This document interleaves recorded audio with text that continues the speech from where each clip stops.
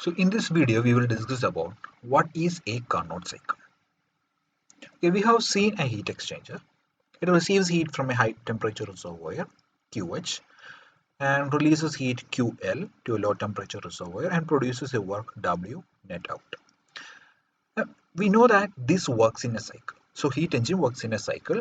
You have a fluid in the heat engine. Maybe it is a water, air, any other gas. Okay, so this works in a fluid. That means it undergoes a cyclic process from an initial state and it comes back to that state itself. So what is a heat engine? Which gives you the maximum efficiency. So how to get the maximum efficiency from the heat engine? Okay. So let us see. This efficiency of a heat engine depends upon the efficiency of the heat engine cycle. That is, depends upon the cycle this this fluid undergoes. And efficiency is maximum if processes are reversible. So that is why we studied reversible processes. So this efficiency can be made maximum only if these processes are irreversible. That means the processes through which the fluid or the working fluid passes through. Now let us see how the Carnot cycle is exerted. Uh, so efficiency of heat engine depends upon the heat engine cycle. So how this cycle can be, so what type of cycle can be used to produce the maximum efficiency? So let us see one such cycle, and this cycle is called the Carnot cycle. In this cycle, all the processes are reversible. So in this cycle, the first process is the isothermal heat addition. That is process 1, 2. So here you have the energy source at TH. So it takes in heat QH from this energy source. And while taking this heat, the temperature TH is constant. That means the energy source is at TH, and here the TH is the temperature of the fluid is also kept constant. Then only the process will be reversible. Otherwise, the process is not reversible. Okay. But since the temperature difference is there is no temperature difference, it takes an infinite amount of time to receive this heat because the temperature difference is zero. So we assume that this happens.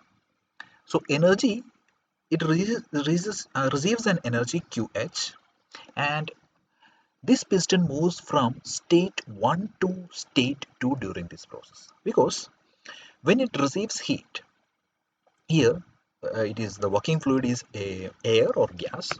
The gas molecules move faster, and these gas molecules will push the piston towards the right side. Okay, so it pushes the piston up to this position 2. So this is an isothermal heat addition process. Now you have the process 2, 3. This is an adiabatic expansion process. See, now we are replacing this energy source and replacing it with an insulation material here. Now see, in the process 1, 2, the temperature remains constant at TH. Now in this adiabatic expansion, adiabatic means there is no heat transfer to outside. That's why we are covering it with insulation throughout. Again, it is expanding. The piston is moving right because of the energy received in the process 1, 2. See, during this adiabatic expansion, TH falls to TL, temperature falls to TL. Okay, in the process 2, 3. So this is the second process of the cycle. In the third process of the cycle, the piston moves from 3 to 4. Okay, so this process is called isothermal heat addition. We are removing the insulation here. See, here there was an insulation. We are removing the insulation and bringing a energy sink at TL, that is QL. Now the heat flows from this the gas or fluid to outside, and we are maintaining the temperature to be constant. So it is very difficult to achieve, but we are assuming this to be ideal, and here the temperature is made constant. TL is constant.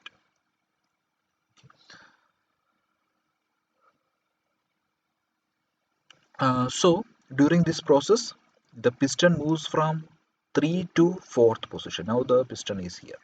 Okay. Now we have the fourth process of the cycle and the final process of the cycle. During this process, it comes back to its initial state 1. Here we are bringing an insulation and the piston moves from right side to left here, that is 4 to 1. Okay, it moves from 4 to 1. Here the temperature rises from TL to TH. Okay, so this is an adiabatic compression because we are removing the energy sink and bringing insulation here. So it is compressed. So when it compresses, temperature increases from TL to TH. Okay, so this is what happened. So this the system, this is a Carnot cycle. It consists of four processes, that is isothermal heat addition and adiabatic expansion and isothermal heat rejection and adiabatic compression. So if a heat engine undergoes this cycle, that is a Carnot cycle, it gives you the maximum work. Okay, so this is the Carnot cycle.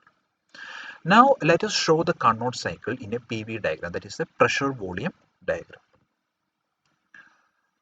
Okay, see, this is the first process, that is isothermal heat addition.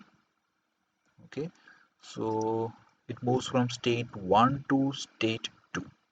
Okay, during this process it absorbs heat QH, and the second process you have an adiabatic expansion. The process changes from 2 to 3, that is the adiabatic expansion. And in process 3-4, this is an isothermal heat rejection, that is 3-4. And the final process you have 4 to 1, this is the adiabatic compression. Okay, so this is how you show that in a PV diagram, because in process 1 to what happens is that pressure, you can see that pressure falls. See, since it expands, volume increases and pressure falls, that is shown in this curve 1 to 2. Again in 2-3, this is an expansion process, that means volume increases and pressure falls down. Okay, now in an isothermal next we have an isothermal compression. You can say in a compression process, volume decreases and pressure increases, and during this process heat is released, and then you have 4 to 1, you have the adiabatic compression process. Again pressure increases and volume decreases. So this is how you represent the Carnot cycle in a PV diagram.